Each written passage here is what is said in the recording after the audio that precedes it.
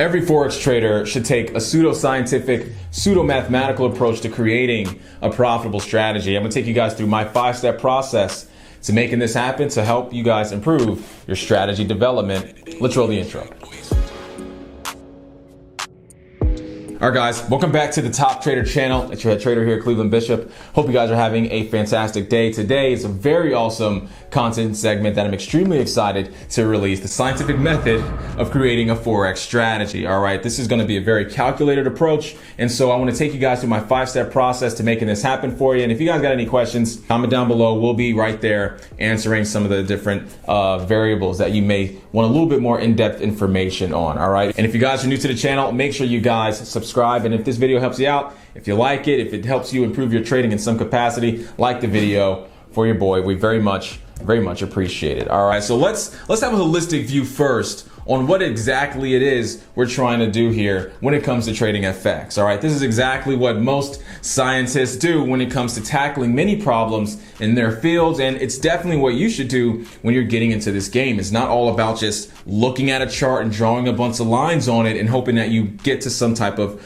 profitability. Okay, so that brings us to step number 1, the observation. All right, we are seeing prices move. Simple as that. We assess price and we notice prices are moving, but now we have intent when it comes to those price fluctuations. Okay, so the observance of price movement is extremely important, and there are even variables inside of that one aspect of creating a good strategy and using the scientific method to creating a profitable strategy, just that observance alone, right? So we're observing price movement on the 1-hour time frame, the 4-hour, the daily, whatever it is, and we know that price can move differently on each one of these time frames, right? So this again goes deeper into the rationalization of how you have to be very specific with what type of price movement you're talking about, what time frame, a specific catalyst. There are many variables. Okay, so let's say we're observing price movement. Well, the next step for us to do is to ask ourselves the question: can I create a statistical edge over this price movement? Basically, can I assume where price is going to move with a statistical probability in my favor? That's it, right? It's very simple. So now we have to build a hypothesis around that statement, okay? Can we create a strategy that allows us to pick a directional move more often than not, better than 50-50, okay? So how do we start to create that environment? This is where the strategy comes into play in the implementation of the things you have learned as you've gone through your journey of learning how to trade FX. You apply it all right here. This is the baseline drift, the hypothesis of what it is that's going to allow you to have that advantage over markets, to have that statistical edge that markets are going to give you that directional move based off of the theory that you have created, right? A hypothesis is a hypothesis only once it becomes a theory because you have tested it. But we'll talk about that in just a second. Let's stay here at the hypothesis. What is the edge? What is the way that you're going to have an advantage? All the experience that I've had in FX over the past 8 or 9 years have shown me that fundamental analysis gives you a very quantifiable edge over markets. Okay, so let's say that's our precipice. Let's say that's the foundation that we're going to sit on. Again, the reason why we don't trade technicals here on this channel is because it's a much harder to quantify a hypothesis, basically stating how technicals is going to give you an edge over markets. Just saying that the trend line, once it touches the trend line for the 3rd time, it's going to bounce off.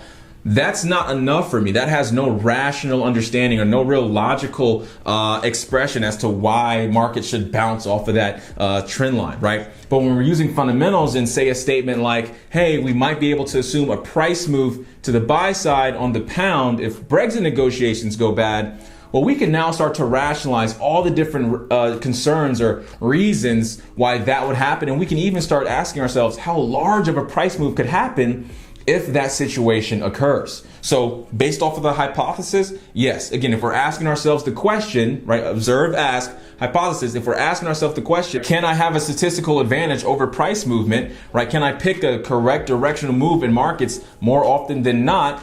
Well, yes, if I can use that as my backbone, fundamentals, then I very much know that that is possible. And you guys can go back in history on many occasions. You've had people make big bets on certain fundamental instances and they made money, right? The Big Short was all about what? Them assuming the correction in the recession, but they did that off of fundamentals. They looked into the internals of the market and that gave them an edge. This happens every day in markets, and this is the backbone of how we trade every day as well. So our hypothesis, we think it's correct. We think that we can truly build a strategy off of that. But now we move from the hypothesis to the testing phase, right? So let's say you have that precipice of, okay, fundamental analysis can do that, but how do I test that, right? How do I back test this rationale behind fundamentals can give me a statistical advantage over markets? Well, you have to really break it down into multiple components.